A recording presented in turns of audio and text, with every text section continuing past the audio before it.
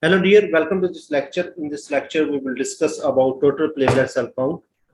Before start this lecture, I will request to those people who did not subscribe my channel, please click on subscribe my channel and also click on bell icon to get notification of next lecture. Now we start this lecture. First of all, we will discuss about platelet cells. Platelet cells are anuclear cells and considered as fragment of cells due to lack of many components of a normal cell. Platelet cells function of platelet cell is to maintain the hemostasis of the body. Now we talk about the structure of platelet cell. In this diagram, you can see that the outermost membrane of platelet cell is invaginated into the cytoplasm. This invagination makes open circulatory system.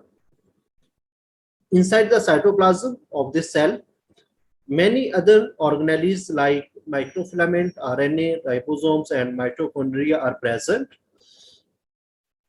And there are three types of granules are also present in cytoplasm, like alpha granules, dense granules, and lysosome. Alpha granules contain platelet factors that are responsible for hemostasis.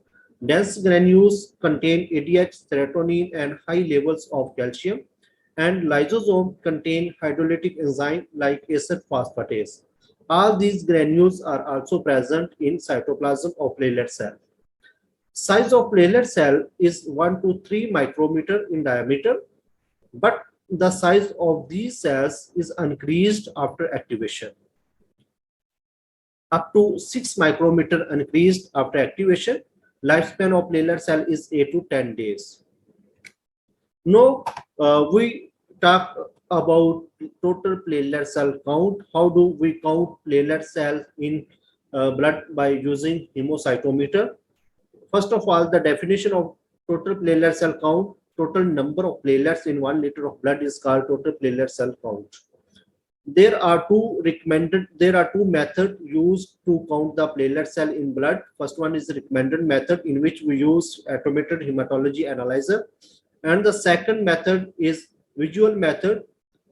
This method gives us quite reliable result, and this method is used if abnormal platelet cells are observed by automated hematology analyzer, then confirmed by manual method by using hemocytometer. Now, the requirement of total platelet cell count by hemocytometer. First one is WBC pipette having white bead or any calibrated pipette capable to measure 100 microliter blood sample. In this case, we use the same dilution as we use in WBC counting. WBC counting के अंदर जो हमने dilution बनाई थी 120 की, और platelet counting के अंदर भी हम वही डायल्यूशन बनाते हैं, तो इसलिए हम WBC पाइपेट को भी यूज कर सकते हैं. और इसके अलावा अगर WBC पाइपेट अवेलेबल ना हो, any calibrated pipette capable to measure 100 microlitre blood sample, उसको भी हम यूज कर सकते हैं. तो इसमें भी जिस तरह हमने WBC काउंटिंग के अंदर 0.5 मार्क तक हमने ब्लड लिया था और 11 मार्क तक हमने डायल्यूटिंग फ्लूइड लिया था, और इस तरह से 120 की डायल्यूशन बनाई थी, और प्लेटलेट के केस के अंदर भी इसी तरह से हम इसको परफॉर्म करेंगे. सेकंड नंबर पे improved Neubauer chamber with cover slip, वो हमें चाहिए होगा जिस तरह डायग्राम के अंदर दिखाया गया है. थर्ड नंबर पे प्लेटलेट डायल्यूटिंग फ्लूइड, जो कि 1% ammonium oxalate that can be prepared in the body by adding 1 gram ammonium oxalate in 100 ml distilled water. After prepare this solution, we filter this solution by 0.22 micrometer micropore filter paper. After filter of this solution, we store in refrigerator. उसके बाद हम इस solution को refrigerator के अंदर store कर लेंगे.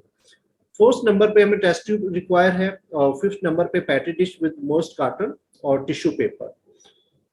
इसके अंदर जो न्यूबा चैम्बर होता है, उसके अंदर जो पहले हम रूम टेम्परेचर के ऊपर ओपन इन्वायरमेंट के अंदर रखते हैं. इसमें हम जो न्यूबा चैम्बर होता है उसको चार्ज करने के बाद इस जो मोस्ट कार्टन होती है या टिश्यू पेपर होता है, इसके अंदर इसके ऊपर रखते हैं, ताकि जो हमारे जो प्लेटलेट सेल है वो सेटल डाउन हो जाए.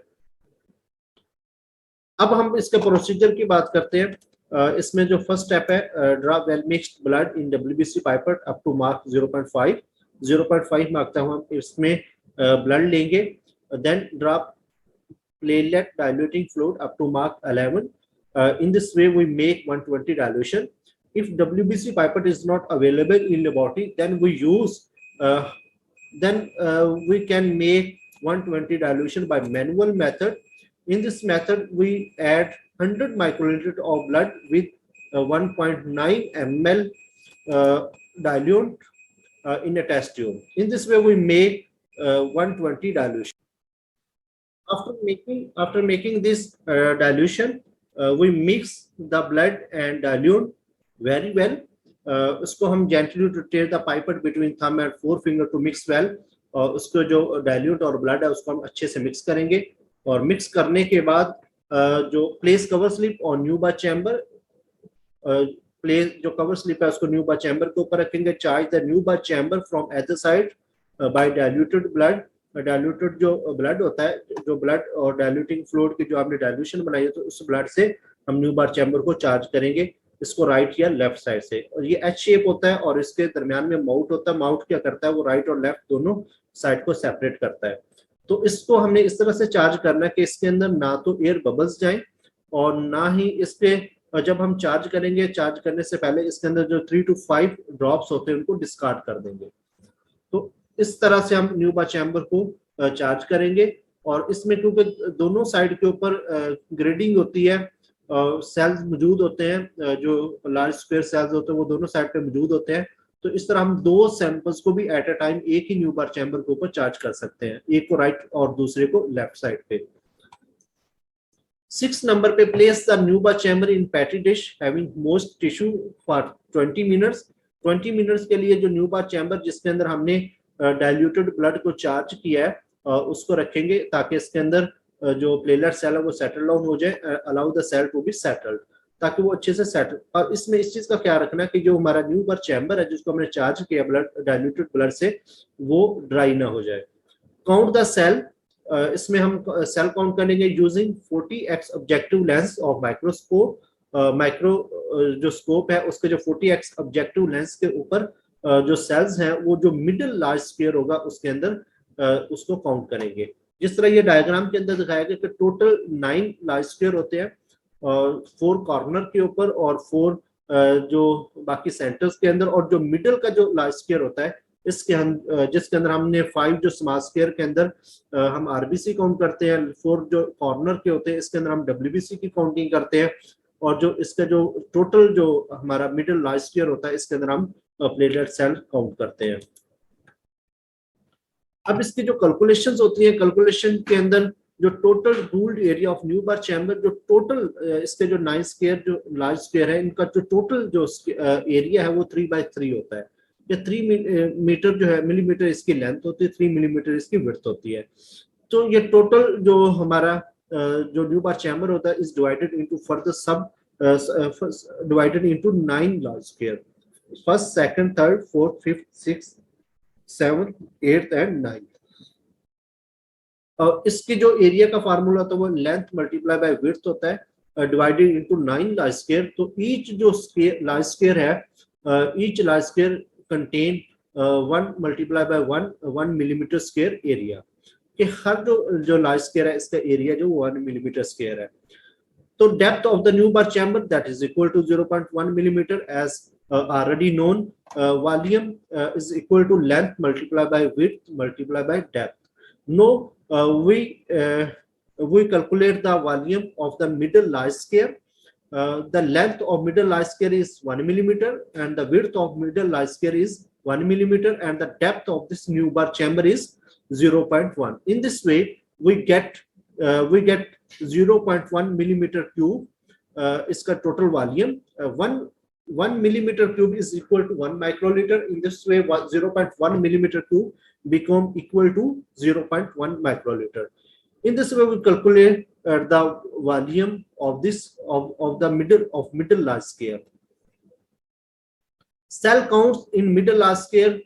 जो मिडिल लार्ज स्क्वायर के अंदर टोटल नंबर ऑफ सेल्स जो प्लेटलेट सेल काउंट किए हैं वो इक्वल होंगे n के. और डाइल्यूशन यूज्ड 1/20. हमने 120 की डाइल्यूशन इसके अंदर हमने यूज किया है.